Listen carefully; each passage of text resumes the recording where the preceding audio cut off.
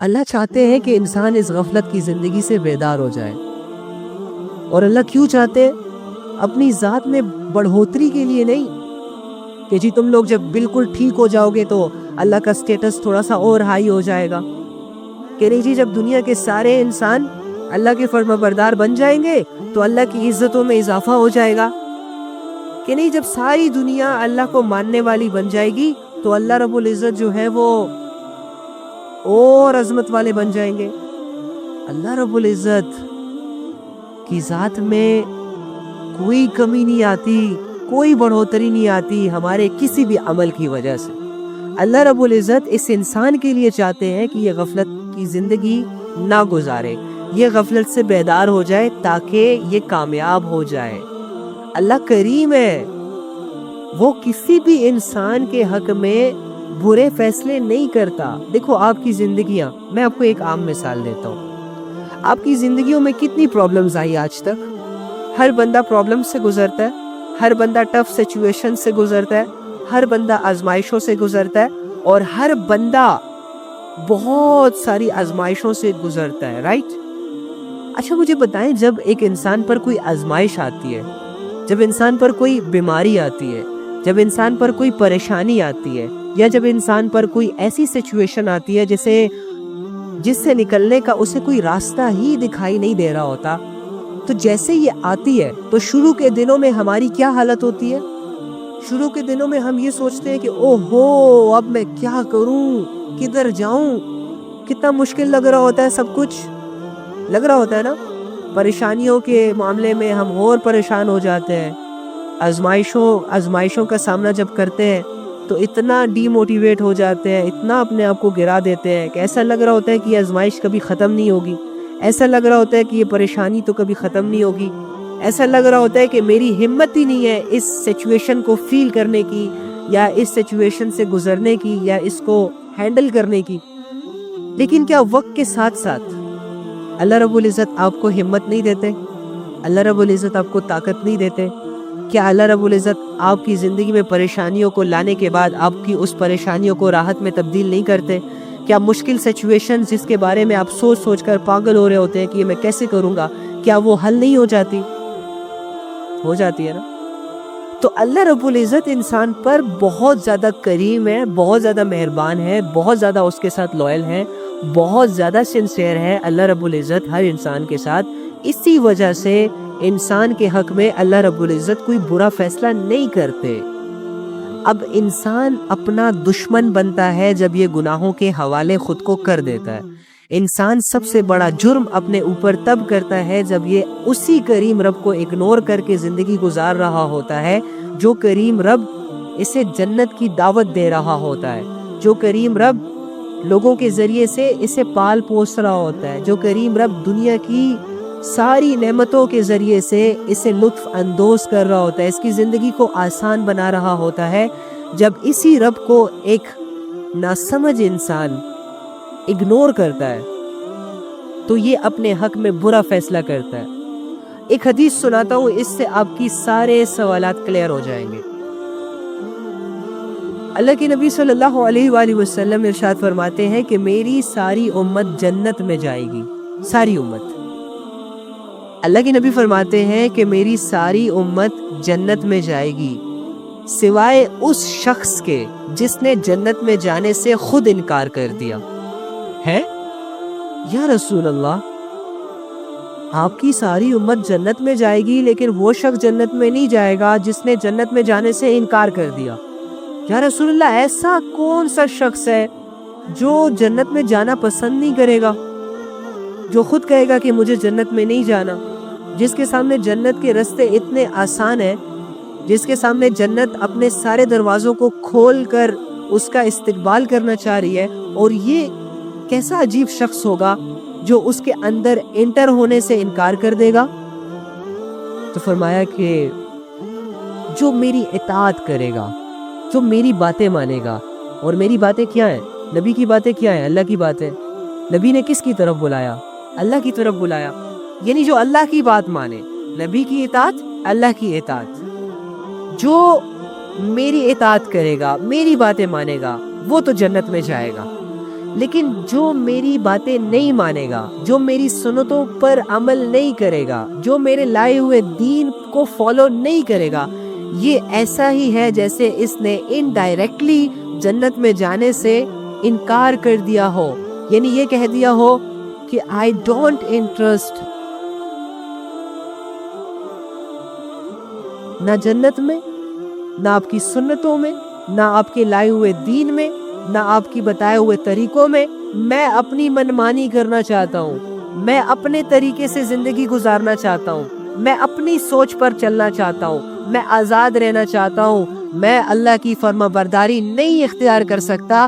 یہ شخص ایسا ہے کہ جیسے اس نے جنت میں جانے سے یہی سے کہہ دیا ہو کہ میں نہیں جا رہا جنت میں۔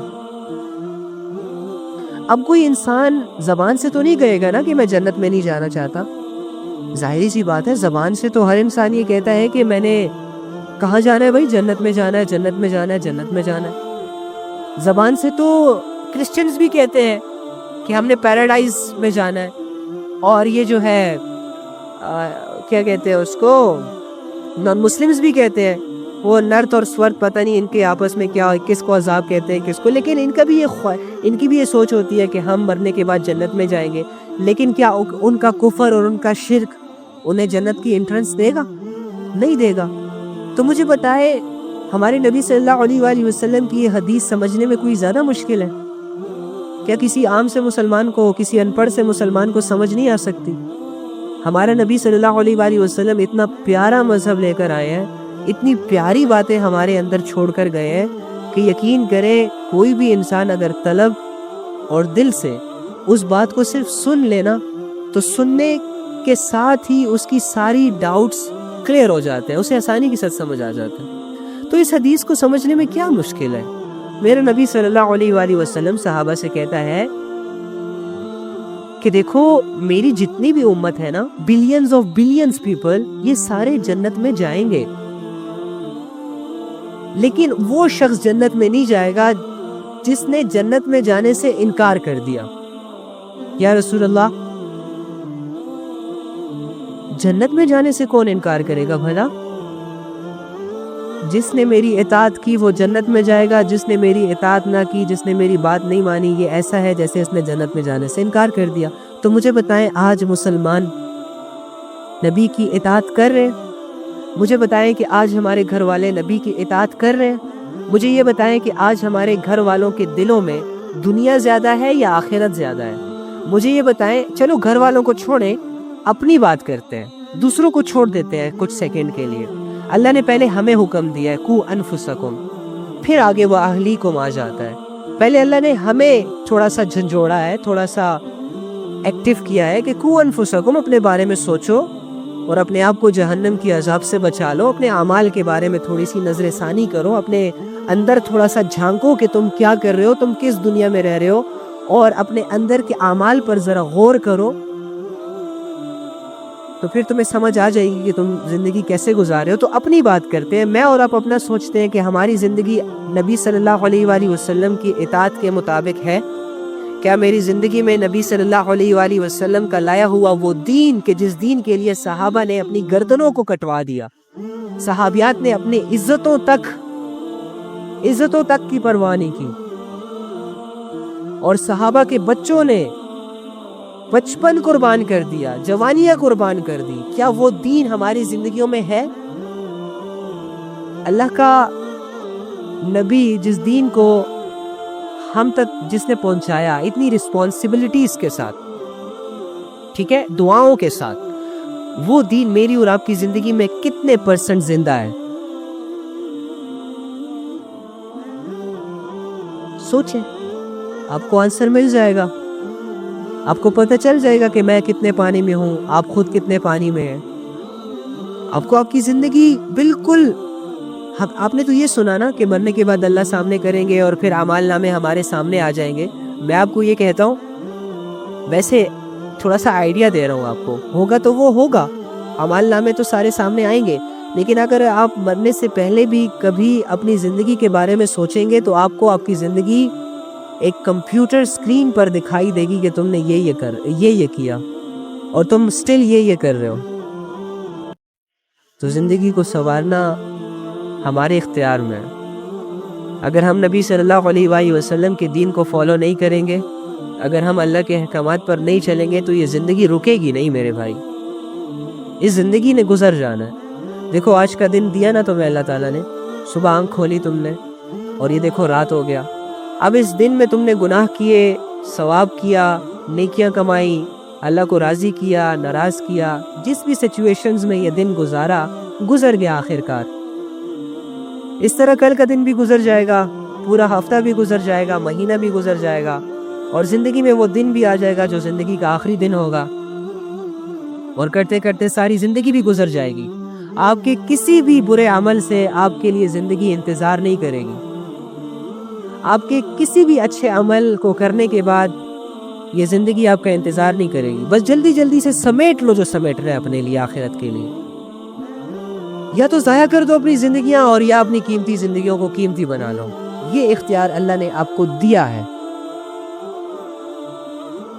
اور ہماری مثال اس فقیر کی طرح ہے کہ ایک دن ایک بادشاہ اعلان کرتا ہے کہ جو میرا یہ کام کرے گا تو اسے 24 گھنٹے دیے جائیں گے۔ 24 گھنٹوں میں اگر وہ مجھ سے کچھ بھی مانگے گا تو میں اسے عطا کر دوں گا۔ اب سارے لوگ سن رہے ہوتے ہیں غور سے کہ بادشاہ کیا حکم دے گا۔ چنانچہ بادشاہ کی طرف سے کوئی حکم آیا، ایک فقیر نے جا کے وہ حکم پورا کر دیا۔ بادشاہ کے پاس آیا، بادشاہ نے کہا بتاؤ جی کیا چاہیے تمہیں؟ تمہارے پاس 24 گھنٹے ہیں، جو چاہیے جو مانگتے ہو مانگو، دے دوں گا۔ فقیر نے کہا مجھے وہ جگہ دکھائیں جہاں پر آپ کا سارا خزانہ پڑا ہوگا۔ بادشاہ جو ہے اسے وہ جگہ دکھاتا ہے جس میں سونے کے بیڈ ہوتے ہیں، سونے کے برتن ہوتے ہیں، اور ایک زبردست سی لوکیشن ہوتی ہے، ایسی لوکیشن ہوتی ہے کہ جس کو دیکھنے کے بعد انسان کا دل کرتا ہے کہ یہاں سے کبھی نکلوں ہی نہ، اور ایسا دل کرتا ہے کہ بس انسان یہی رہے آپس میں۔ تو ایسی جگہ جب اس فقیر نے فرسٹ ٹائم دیکھی تو بادشاہ سے کہا کہ مجھے اجازت دیں کہ میں تمہارے خزانے سے جتنی چیزیں اپنے ساتھ اٹھا کے لے جاؤں، مجھے منع نہیں کرو گے؟ تو بادشاہ نے کہا ٹھیک ہے، اوکے فائن، کیونکہ تم نے میرا بہت بڑا کام کیا ہے، تمہیں اجازت ہے۔ اسے اکیلا چھوڑ دیا جاتا ہے۔ بادشاہ یہی سوچ رہا ہوتا ہے کہ پتہ نہیں کیا کیا سمیٹے گا، کیا کیا لے کر جائے گا، سارا خزانہ ہی نہ خالی کر دے۔ لیکن فقیر اندر جاتا ہے، کیا دیکھتا ہے؟ کبھی شیشے کے پاس جاتا ہے، واو کتنا پیارا ہے یہ شیشہ۔ کبھی سونے کا برتن اٹھاتا ہے اور کہتا ہے واو کتنا اچھا مگ ہے۔ اور کبھی جاتا ہے اس کی دیواروں کی پینٹنگ کو دیکھتا ہے، کبھی شان و شوکت کو دیکھتا ہے۔ اپنا ٹائم اس طرح گزارنے لگ گیا۔ اب یہ اس کمرے میں یا اس ماحول میں اتنا گم ہو گیا، اس کی خوبصورتی کو دیکھ کر اتنا مگن ہو گیا کہ یہ بھول گیا کہ بھائی میرے پاس 24 گھنٹے ہیں، 24 گھنٹے کے بعد مجھے یہاں سے نکالا جائے گا، اور اگر میں نے کچھ نہ لیا اپنے ساتھ تو میں اسی طرح جس طرح انٹر ہوا تھا فقیری کی حالت میں، اسی طرح فقیری کی حالت میں باہر چلا جاؤں گا۔ تو کیا ہوا کہ جب یہ بیڈ کے پاس جاتا ہے تو اب چونکہ دیکھو ہمارے یہ جو مارشل فارمز ہوتے ہیں، جب ہم اس پہ تھوڑے سے بیٹھتے ہیں، تھکا ہارا جسم جب ہم ان فارمز پر رکھتے ہیں تو ہمیں ریلیکسیشن ملتی ہے اور فوراً سے نیند آ جاتی ہے۔ تو بادشاہ کا بیڈ کیسا ہوگا؟ سونے کا، ظاہری سی بات میں جسمانی اعتبار سے سکون والا ذریعہ ہوگا۔ تو جیسے یہ بیڈ پہ بیٹھتا ہے نا تو کہتے ہیں اوہ ہڈیوں کو جیسے سکون مل جاتا ہے اس کی۔ اب یہ اس سکون، اس وقتی سکون میں اتنا مگن ہو جاتا ہے کہ اس سے غنودگی آ جاتی ہے، نیند اس پر طاری ہو جاتی ہے، اور یہ اسی بیڈ پہ سو جاتا ہے۔ تو جب یہ اس بیڈ پہ سو جاتا ہے تو کرتے کرتے گھڑی کی ٹک ٹک ٹک ٹک ٹک ٹک چل رہی ہے، ٹائم تو نہیں رک رہا، جو اس کے پاس ٹائم ہے وہ تو گزر رہا ہے۔ اب 24 گھنٹے پورے ہوئے، بادشاہ آئے واپس، کیا دیکھتے ہیں؟ فقیر صاحب جو ہے وہ بیڈ پر مزے سے سو رہے، خراٹے مار رہے۔ جا کے اٹھاتے ہیں، چونکہ وقت پورا ہو گیا، اب عزت بھی ختم ہو گئی۔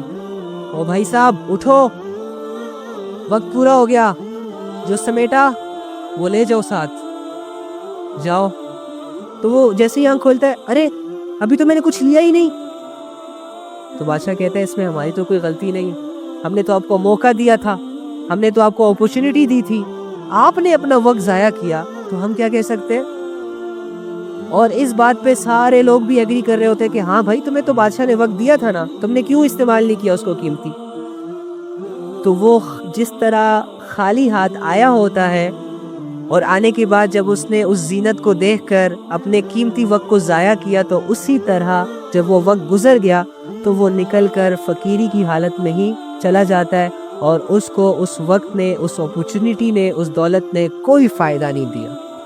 ایک بے وقوفانہ طریقے سے زندگی گزار کے، وہ لمحہ گزار کے چلا گیا. اب اس کی کوئی ویلیو نہیں ہے. لیکن اگر یہ وقت کو قیمتی بناتا، کچھ لے آتا ساتھ. یا بدیع السماوات والارض یا حنان یا منان یا ذو الجلال والاکرام یا حی یا قیوم یا ارحم الراحمین یا رب العالمین. اے اللہ، اے تمام جہانوں کے مالک، اے تمام جہانوں کے خالق، اے زمینوں اور آسمانوں کو بنانے والے، اے اس رات کو ہمارے اوپر لانے والے اور اس رات کے نقشے کو ختم کرنے والے، اے اس سورج کو چمکانے والے، آسمان کو اٹھانے والے، زمین کو بچھانے والے رب، اے تنہا رب، اے وہ رب جو پوری دنیا کو سنبھال رہے، جسے کسی کی ضرورت نہیں اور سب اسی کے محتاج ہیں. اللہ ہم مانتے ہیں اس بات کو کہ ہم سب تیرے محتاج ہیں. اے اللہ ہم مانتے ہیں اس بات کو کہ ہم تیرے بغیر کچھ نہیں. اے اللہ ہم مانتے ہیں اس بات کو کہ جسے تو ہدایت دے دے اسے کوئی گمراہ نہیں کر سکتا، اور جسے تو گمراہ کر دے اسے کوئی ہدایت نہیں دے سکتا. یا رب ہم تجھ سے ہدایت کی طلب کرتے ہیں. میں جانتا ہوں یا رب، ہم جانتے ہیں تیرے خزانوں میں سب سے قیمتی چیز ہدایت ہے، اور اسی کو ہم تجھ سے مانگ رہے ہیں. کیونکہ اے اللہ ہم یہ بھی جانتے ہیں کہ وہی وہ چیز ہے کہ جب تجھ سے کوئی انسان بیٹھ کے دل سے مانگتا ہے تو تو فوراً اسے دے دیتا ہے، اس میں انکار نہیں کرتا، اس میں دیر سویر نہیں کرتا. یارو اے اللہ ہمیں ہدایت دے دے. ہم دل سے مانگتے ہیں اے اللہ، اگر دل سے نہیں مانگ رہے تو پہلے توفیق دے کہ دل سے مانگ سکے تجھ سے تیری ہدایت کو. اے اللہ ہم بے بس ہے، کمزور ہے، لاچار ہے، بے سہارا ہے، در بدر کی ٹھوکریں کھا رہے، شیطان پٹک پٹک کے مار، کچھ سمجھ نہیں آ رہی کیا کر رہے ہیں، کدھر جا رہے ہیں. اے اللہ تو سمجھا دے. آپ سمجھدار ہے اللہ، ہم تو لا علم ہے. آپ علیم ہے. اے اللہ ہم محتاج ہیں. اے اللہ تو عطا کرنے والا ہے، ہم لینے والے. تو معاف کرنے والا ہے، ہم معافی مانگنے والے. تیرے بغیر کدھر جائے؟ کون ہے؟ کوئی نہیں. اے اللہ ہماری جھوٹی زبانیں، جھوٹے دل، دنیا سے متاثر زندگیاں، ان کو تو ہی بدل سکتا ہے یا رب، اور کوئی نہیں ہے ہمارا. یا رب ہمیں اپنے قریب کر لو. ہمیں اپنی ذات کی پہچان کروا دے یا رب. ہمیں اپنی عبادتوں کو کرنے کی توفیق عطا فرما دے. ہماری زندگیوں میں گناہوں کو دور کر دے، ہم سے غفلتوں کو دور کر دے یا رب. اے اللہ ہم غفلتوں میں نہیں مرنا چاہتے، گناہوں میں نہیں مرنا چاہتے. اے اللہ جتنے بھی گناہگار گناہوں میں مر گئے ان کی مغفرت فرما. اگر ان کی تجھے مغفرت فرما دی ہے تو ان کے درجات میں بلندیاں عطا فرما. اے اللہ